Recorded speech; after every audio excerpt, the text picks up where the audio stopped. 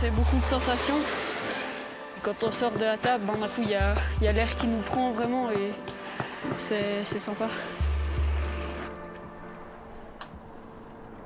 Yep! Ils n'ont que ça en tête, défier les lois de l'équilibre et planer avec la seule énergie de l'élan. Comme Lilian, 13 ans, collégien en sport-études, voilà déjà quelques années qu'il recherche le grand frisson sur le tremplin de 90 mètres. Tu sors du tremplin, c'est un peu gentil, tu te laisses faire. Il y a du relâchement, c'est bien. Il faut un peu plus de tension dans les jambes et accélérer en ligne. J'aime bien la sensation de glisser, et surtout d'être en vol, avoir de la hauteur. Je trouve c'est bien parce qu'on est un peu comme un petit oiseau et j'aime ça bien. Un petit ou un gros oiseau Un gros oiseau. Quand c'est sur des tremplins comme ça, c'est vraiment cool la sensation de voler. J'arrive en position, j'ai les épaules toutes sur les genoux et je me sens pas libre. Je me sens pas bien, du coup ça part pas des jambes. À 18 ans, Léna participe à des épreuves internationales juniors de combiné nordique, ski de fond et saut.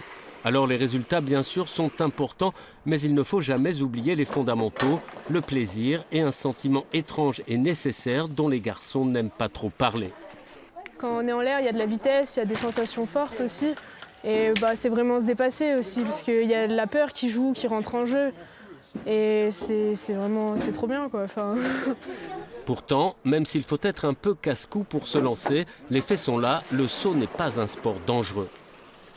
Le saut à ski, en fait, ça s'apprend dès le plus jeune âge, à 5-6 ans, sur des tout petits tremplins d'initiation qui permettent après de grandir avec les tremplins. Donc plus on grandit et plus on passe sur des tremplins importants. Les chutes, quand on est petit au début, elles se font, mais elles se font à faible vitesse. Et puis après, c'est sûr que c'est impressionnant, il y a un peu plus de vitesse, mais on a beaucoup moins de chutes et c'est beaucoup moins dangereux que, on va dire, du ski alpin ou du ski de fond, des fois à grande vitesse, quoi. Un sport qui réunit peu de pratiquants chez les garçons et encore moins chez les filles. Le combiné féminin est une discipline toute neuve. L'an prochain sera créé le premier circuit mondial de Coupe du Monde et en 2022, le combiné sera pour la première fois olympique.